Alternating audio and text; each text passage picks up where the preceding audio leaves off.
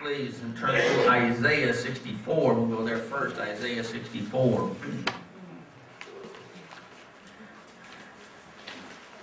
You're going to find out what we're about. Isaiah 64, you all have one of those outlines, correct?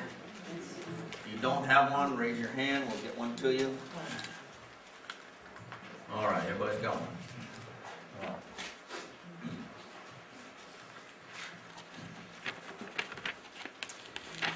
And when you get there to Isaiah 64, let me know what the first word is. Oh. Oh, okay, now I just want to make sure you're there. Okay. Oh! It's not oh. Do you hear Isaiah's passion as he wrote that? Oh! Everyone, let's read it together. Oh, that thou wouldst rend the heavens, and that thou wouldst come down, the mountains might flow down at thy presence. Amen.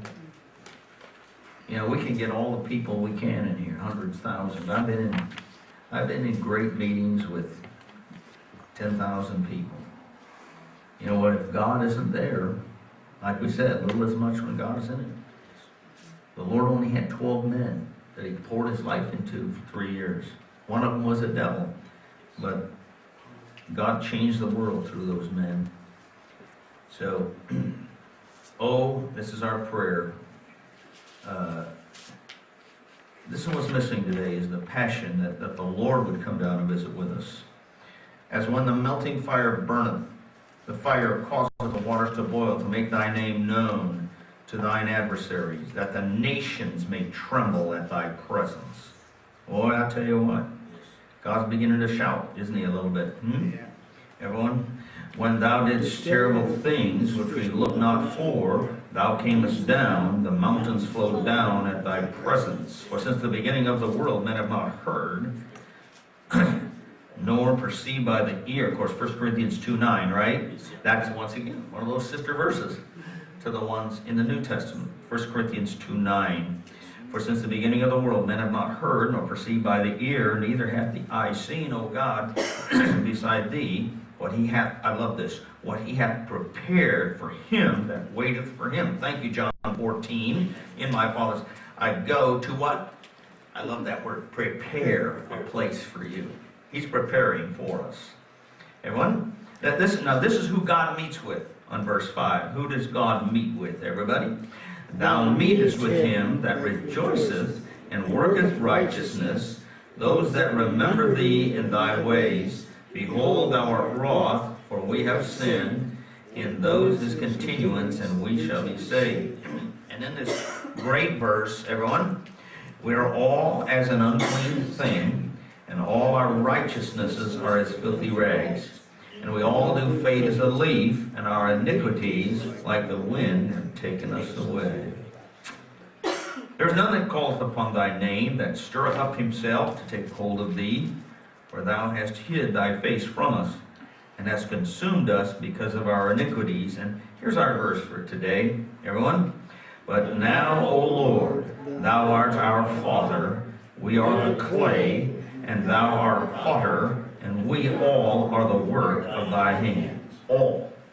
Not just Israel, not just the Gentiles, not just the heathen.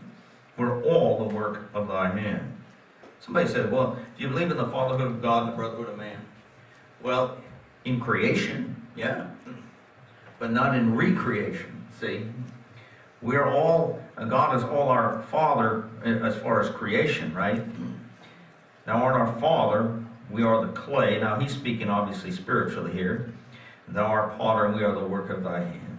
Be not wroth, very sore, O Lord, neither remember iniquity forever. Behold, see, we beseech thee, we are all thy people.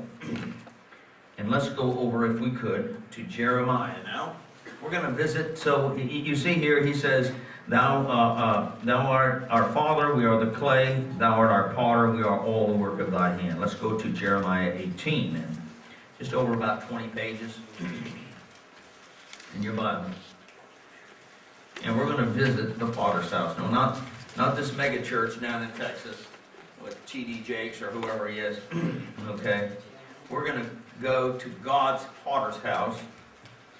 And, you know, so I was listening.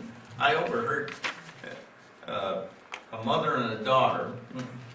And the mother, you could tell, was not very tech savvy, right? And the mom was talking to her daughter. Says, I think I keep getting messages or missed calls or something. And the daughter said, from who? Someone called Betty Lowe. And the daughter said, I think that's battery low, Mom. Battery low. That's it. That's who it is. So, you know, sometimes we just don't get the message, right?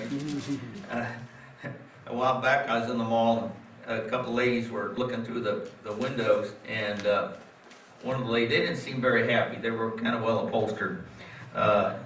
She said, well, nothing in my size fits me anymore, she said. And the other one said, I know. She said, I can't understand it. She said, all my clothes are shrinking.